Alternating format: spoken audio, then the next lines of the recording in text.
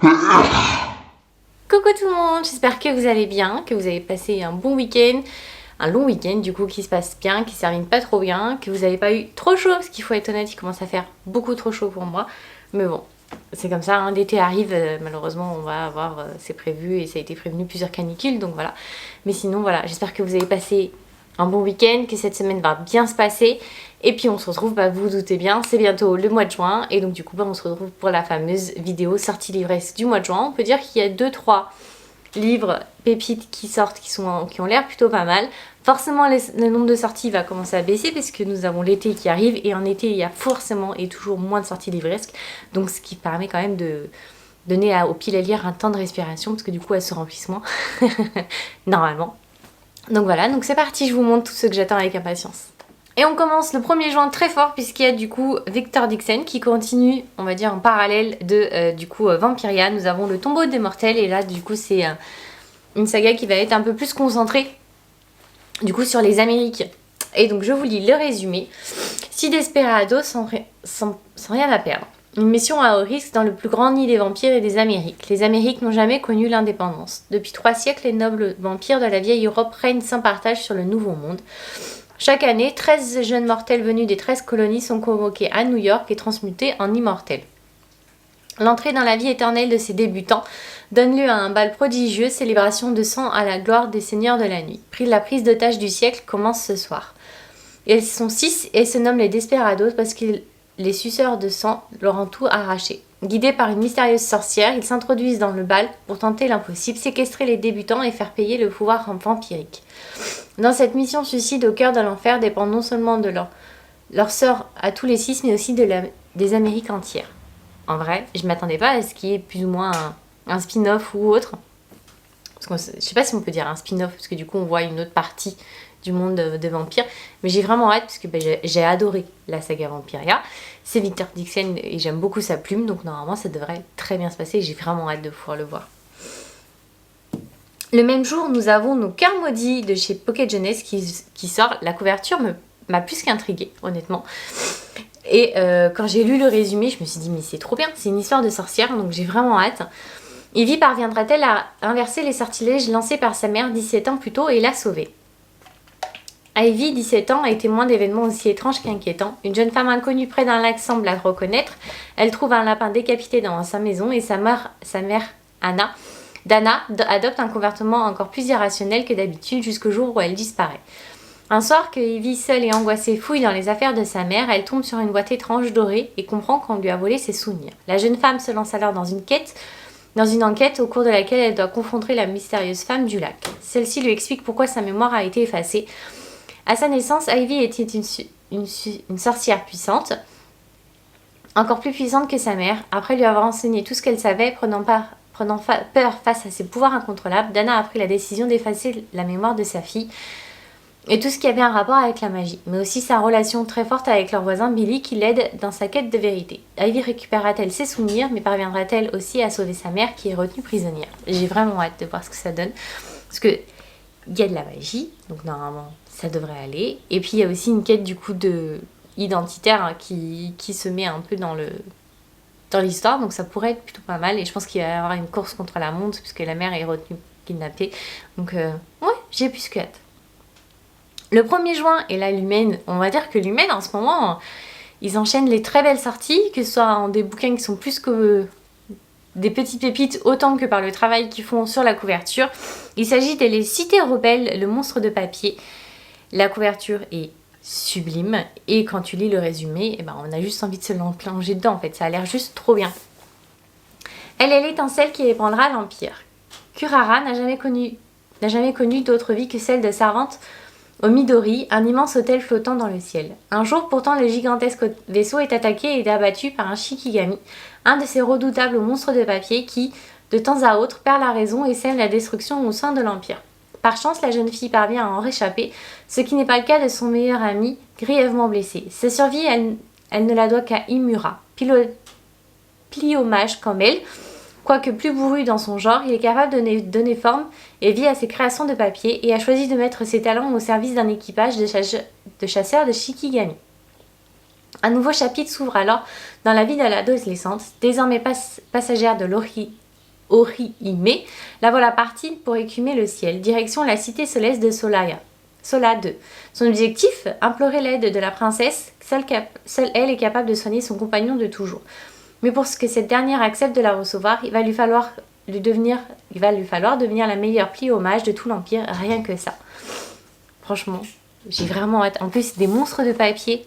Et quand on lit, on voit la couverture, ça fait très animé. Et quand on voit en plus le texte et le résumé, enfin, tout y est normalement en fait pour que ce soit juste parfait. Donc j'ai vraiment hâte de pouvoir le voir parce que il me vend plus que du rêve celui-ci.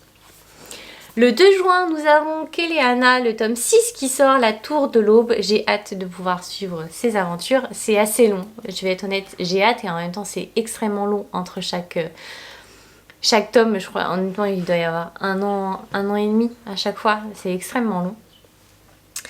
Depuis la destruction du château de Verre, la vie de Shaol a volé en éclats. Autrefois capitaine de la garde royale, il a perdu tous ses hommes et l'usage de ses jambes en voulant protéger Dorian. Ses seules chances de guérison se trouvent à Antika, capitale du puissant empire Kaagan. Là-bas, les guérisseuses de Torre Sesme pourraient peut-être soigner son corps brisé. Aidée de Nesrine, Kaol pourrait en outre tenter de convaincre Kaagan de combattre au cœur à côté de Aylin. Ça a l'air d'être après la bataille, à voir ce que ça va donner. Mais en tout cas, j'ai hâte parce que c'est une saga que j'adore, tout simplement. Le 7 juin, nous avons le tome 2 de Sorcery of Thorns, Mystery of Thorn and Manor. La couverture est tout aussi sublime. Je vous lis le résumé. Elizabeth Scrivener vit désormais auprès du sorcier Nathanael Thorn et de Silas, leur compagnon démon revenu auprès d'eux. Mais il se passe quelque chose d'étrange au manoir. Les protections magiques de la résidence font des siennes et emprisonnent de force ses occupants. Il va falloir découvrir rapidement l'origine de la magie qui a détraqué ses défenses car le fameux Val d'hiver approche, ce qui ne serait pas une tâche aisée quand la maison se révèle plein de secrets inattendus et que tout ce en quoi Elisabeth aspire, c'est de pouvoir embrasser Nathanaël en paix. Mais il devient vite clair que le manoir ne redeviendra docile que si on lui paye le prix qu'il exige. J'ai trop hâte. Franchement, j'ai trop hâte, tout simplement parce que c'est la suite d'une saga. On a toujours hâte quand c'est des suites de saga. Le même jour, le 7 juin, nous avons L'Or Olympus, le tome 4 qui sort. Du coup, c'est plus juste par purement intérêt personnel puisque je fais la collection et je veux continuer ma collection. Donc voilà, j'ai trop hâte. Je pense que je vais beaucoup me répéter, j'en suis désolée, mais je vais sûrement le dire énormément de fois dans cette vidéo. Le 7 juin, nous avons League of Liars qui sort. La couverture est assez intrigante. Ça fait très futuriste et quand on lit du coup le résumé, ça pourrait être le cas.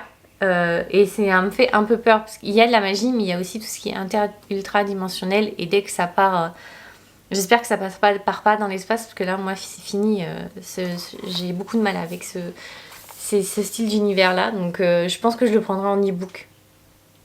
Keder, 17 ans, n'a qu'un but dans la vie, faire condamner tous les utilisateurs illégaux de la magie ultradimensionnelle.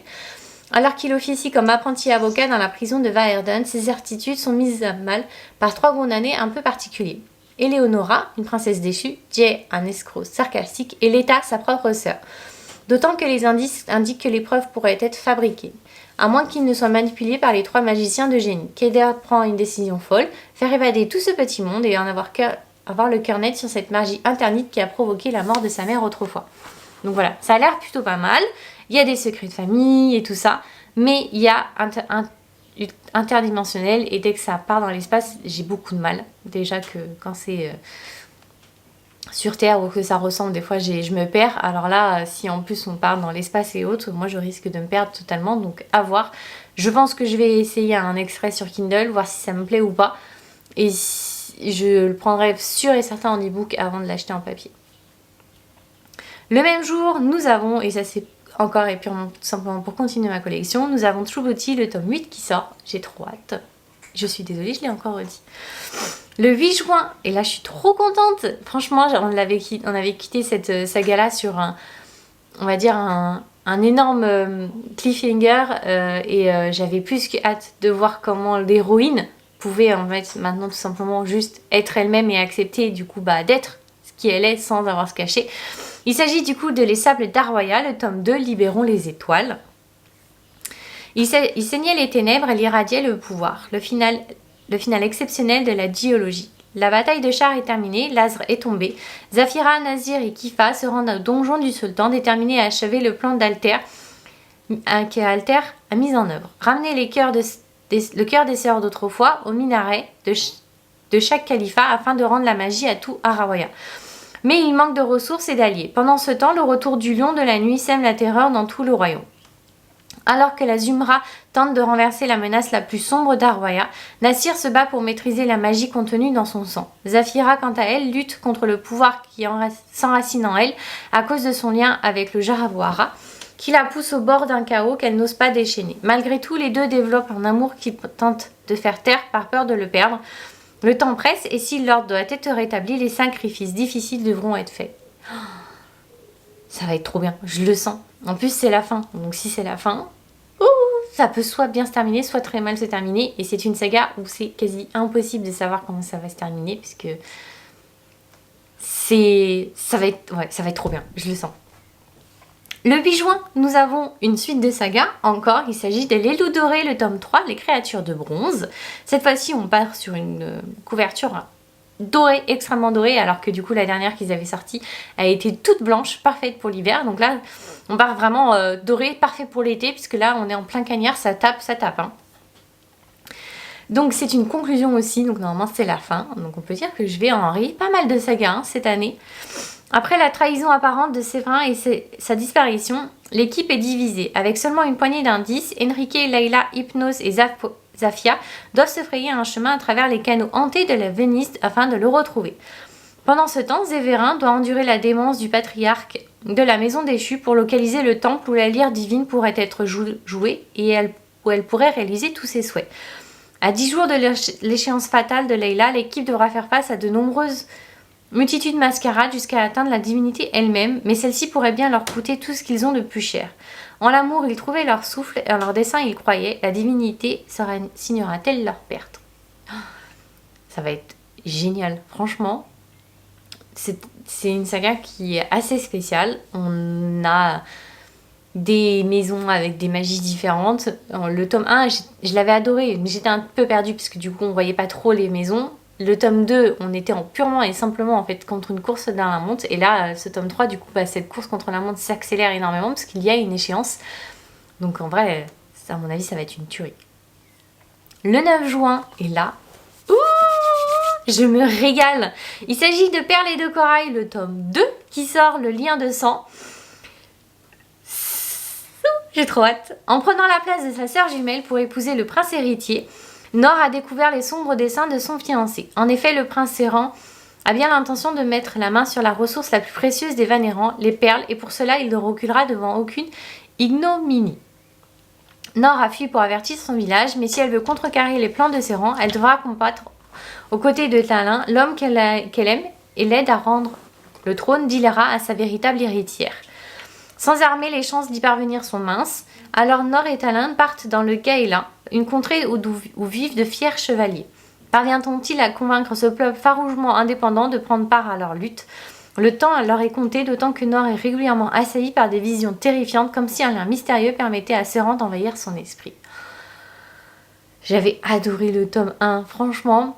On était dans une ambiance vraiment très, très enfermée, gothique, et en même temps on avait un appel à la liberté et un sacrifice d'une sœur pour une autre sœur qui était juste magnifique. Et là, ce tome 2, si c'est une fin, à mon avis, ça va être explosif. J'espère, et en même temps, j'espère pas, parce que c'est une saga que j'aime beaucoup et j'aimerais pas que ça se termine trop vite, vous voyez. Pas 8 tomes non plus, parce que j'en ai beaucoup déjà. Faut pas m'en donner trop, mais un tome de plus peut-être que... Mais si ça se termine trop bien, j'aimerais pas. Oh. Le 9 juin, j'ai pris ce bouquin uniquement la couverture m'avait extrêmement intéressée, et puis c'est une réécriture de mythologie, et en ce moment j'aime bien en lire de temps en temps. Et là en fait on revisite le mythe d'Orphée et d'Eurydice, et ça pourrait être plutôt bien. J'espère qu'il est bien écrit, en tout cas. Côme n'est pas un simple pianiste de renommée mondiale, non. Il est en réalité la réincarnation d'Orphée qui erre depuis des siècles à la recherche d'Eurydice. Lorsque le destin place Élie sur son chemin, il la reconnaît aussitôt. C'est elle, son amour perdu, son Eurydice, mais comment faire pour la reconquérir alors qu'elle n'a aucun souvenir de ses vies passées? Je suis désolée, il y a mon chat qui vient d'entrer et qui a décidé de manger maintenant. Donc je suis désolée pour le oui. Élise aspire à une vie tranquille. Après le lycée, elle a tout fait pour laisser sa ville natale et son passé derrière elle. Elle est décidée à assumer et à accumuler les petits boulots et des études d'art à Paris. Les hommes, elle les fuit. Alors pourquoi est-elle troublée par Côme, ce ténébreux et mystérieux pianiste et que lui veut-il? Quand elle est renversée par une voiture, Côme se précipite à son chevet. Peu après, c'est lui qui est victime d'une attaque aussi soudaine que violente. Quelqu'un est prêt à tout pour les empêcher d'être ensemble. Entre danger, secret et passion, les deux amants maudits auront-ils enfin leur happy end? Après tout, pourquoi pas? On pourrait l'espérer pour eux. Donc ouais, ça pourrait être plutôt pas mal. En tout cas, je l'espère, donc on verra ce que ça donne. Donc le 14 juin, donc il y a le livre d'Ève qui sort. La couverture m'avait intriguée, pour être honnête. Elle fait penser, vous savez, aux peintures du jardin d'Éden qu'on peut voir un peu partout. Et le résumé est assez intriguant, honnêtement. Je sais pas trop ce que ça peut donner. Mais comme ça m'intrigue, bah, du coup j'ai envie de le lire, tout simplement. Alors, je vous lis le résumé. Ça fait un peu comme une lettre, je vous préviens. Que dois-je faire du livre? Dois-je le protéger, le détruire? Il est merveilleux, magnifique, il est dangereux, scandaleux. Il est la meilleure chose qui pourrait m'arriver. La pire, percer ses secrets me voudrait d'être comblé d'honneur et acclamé. Être découvert en sa possession me ferait condamner. Au crépuscule du Moyen-Âge, Béatrice, une bibliothécaire dans un couvent retiré au fond de l'Italie, a toujours fui la compagnie de ses sœurs. Elle ne trouve le réconfort que dans la lecture de ses manuscrits. Mais sa vie bascule lorsqu'une nuit, deux femmes grièvement blessées se présentent aux grilles du couvent implorant l'aide de ses sœurs. Avant de mourir, l'une d'entre elles place un objet dans les mains de Béatrice, un livre ensorcelant dont les pages prennent dangereusement vie. Or, tous les hommes qui régissent la vie des femmes en ce lieu sont prêts à tout pour s'emparer et à le détruire. Entre la vie de ses sœurs ou protéger ce trésor, Béatrice devra faire un choix, celui qui déterminera son avenir et celui des sœurs. Les pages de ce livre renferment les plus vieux secrets. La vérité pourrait lui coûter la vie. Je sais pas trop ce que ça pourrait donner, mais le résumé en tout cas donne extrêmement envie, donc qui sait, peut-être que... Et le lendemain, le 15 juin, nous avons Ces plaisirs violents qui sort. C'est un Roméo et Juliette en Chine, donc ça ne peut être que bien normalement. Roméo et Juliette dans la Chine tourmentée des années 1920. De retour à Shanghai après des études aux États-Unis, Juliette est héritière d'une famille chinoise à la tête d'un clan mafieux. Roma, quant à lui, est l'héritier de la famille Montagov, d'origine russe, qui dirige le clan rival. Bien que tous les destinent à être ennemis, Roma fut le premier amour de Juliette. Dans cette période troublée de l'histoire, Shanghai est une plaque tournante où la rivalité entre les deux familles, l'opposition entre les factions politiques et nationalistes et communistes, et la concurrence que se livrent les pays européens impérialistes sont à leur paroxysme. Pour corser la situation, un monstre fait son apparition en ville et diffuse une maladie mortelle. Ça peut être plutôt pas mal, non? Et voilà, je vous ai montré tous les livres que j'ai avec impatience de lire. En tout cas, ça peut être plutôt pas mal. Il y a 2-3 pépites qui peuvent être bien. Il y en a que je prendrai en e-book parce que j'ai un doute, on verra. Et puis si j'aime absolument, bah, j'achèterai en papier. Mais en tout cas, j'espère que vous en avez sûrement d'autres qui eux vous plaisent. N'hésitez pas à me dire s'il y en a d'autres que vous plaisez et s'il y en a que vous attendez avec autant d'impatience que moi. Et moi, je vous dis à lundi prochain. Bye bye, bonne semaine!